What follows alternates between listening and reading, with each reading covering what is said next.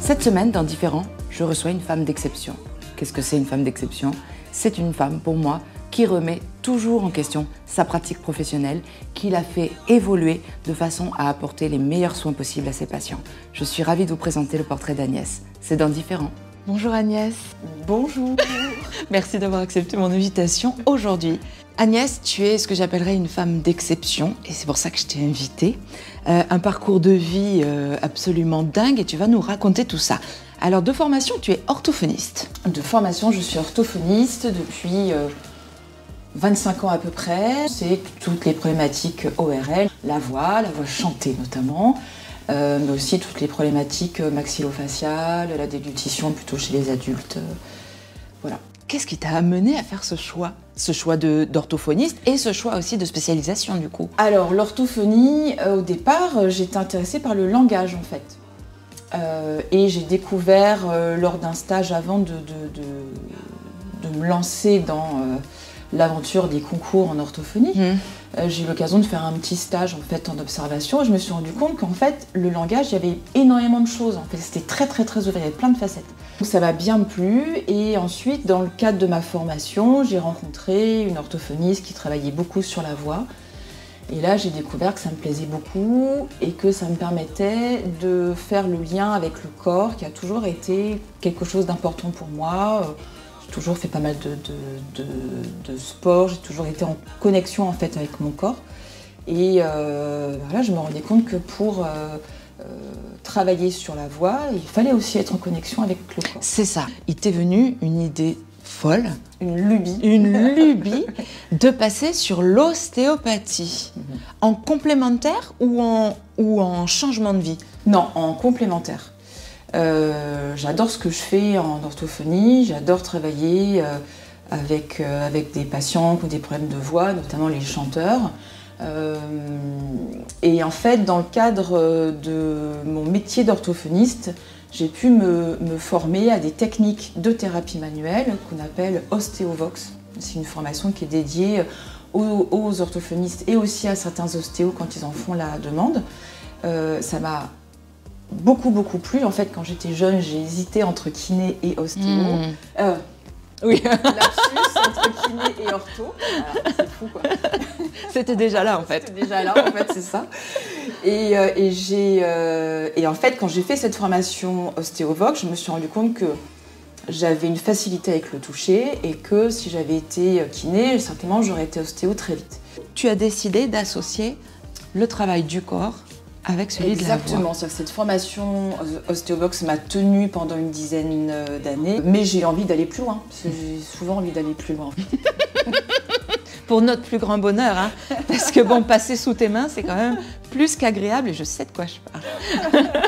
Pendant toute une période, les orthophonistes ne pouvaient pas se former à l'ostéopathie à temps partiel. C'est-à-dire, on a beau être professionnel de santé, on n'avait pas accès à cette formation-là, il fallait quitter son métier et se lancer dans une formation à temps plein.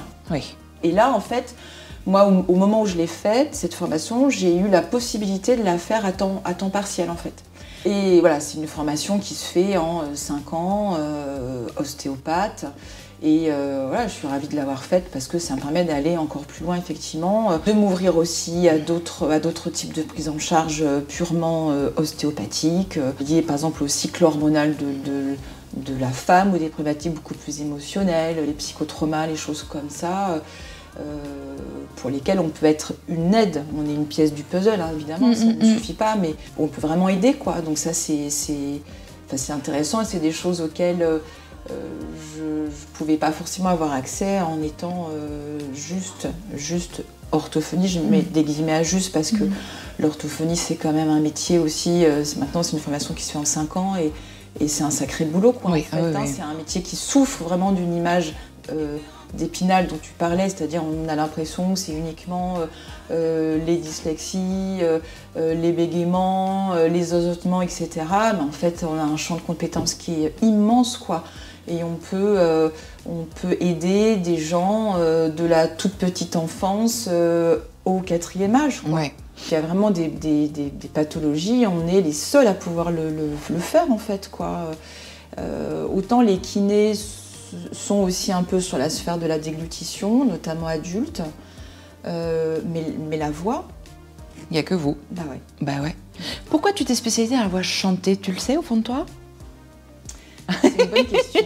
En fait, je pense que c'est d'abord une question de rencontre. C'est vraiment une rencontre avec cet orthophoniste qui a été mon maître de stage, mon maître de mémoire, avec lequel je me suis associée. On a été associés pendant 8 ans à peu près, jusqu'à ce qu'elle prenne sa retraite. Ça a été quand même une découverte. Voilà, elle m'a vraiment initiée en fait à ça. Après, au fond de moi, oui, j'ai une sensibilité artistique, j'adore la musique depuis que je suis enfant, mais je ne m'imaginais pas par contre chanter. Et donc évidemment, pour faire ce métier-là, avec cet axe de travail spécifique, il faut chanter à un moment. Il faut aller tester, il faut savoir qu'il faut sortir de sa zone de confort. Moi, je suis plutôt timide et plutôt... Enfin, voilà, je ne suis pas quelqu'un qui va s'exposer en fait facilement. Et quand on chante, mais c'est une mise à nu, quoi. Tu le sais. Oui. Voilà, c'est une mise à nu, quoi. Et c'est à la fois génial parce qu'on peut exprimer beaucoup de choses, mais plein de fois c'est renversant en fait, parce que on va chanter une note, évidemment, sur une chanson qui certainement nous touche aussi, et on va se mettre à pleurer. Et oui. Ou on va se mettre à rire. Enfin bon, on peut avoir des manifestations assez étonnante. Et c'est très frustrant pour l'avoir vécu parce qu'évidemment, je t'ai consulté à de nombreuses reprises. Quand on sent que la machine ne fonctionne plus, c'est quand même panique à bord complet. Hein. Bah oui. Et là, au secours, sauvez-nous, quoi. Bah oui, c'est ton outil de travail, ta voix. Et effectivement, en fait, moi j'estime que les chanteurs pros, c'est des athlètes de haut niveau, en fait. Voilà. Et ça demande effectivement, quand on veut en tout cas chanter longtemps dans le temps, c'est-à-dire chanter jusqu'à sa retraite et plus encore si affinité, ça demande une hygiène de vie en fait. Et à la fois, il ne faut pas se dire ah ouais, mais alors faut plus que je fasse ça, il ne faut pas que ça soit une prison. La voix, en fait, je pense que l'être humain, là c'est l'ostéopathe qui parle aussi, je pense qu'on est fait pour rester dans le mouvement. Et je pense que les chanteurs et chanteuses qui arrivent à garder une voix stable, de qualité sur le long terme, c'est des gens qui acceptent de se remettre en question, qui remettent leur ouvrage sur le métier sans cesse en fait. Ouais. Voilà. Et effectivement, en fait, la tendance qu'on a quand on chante, c'est que par moment, on trouve une sorte de petit tips. On se dit « Ah, c'est génial ce truc !» et on l'applique partout.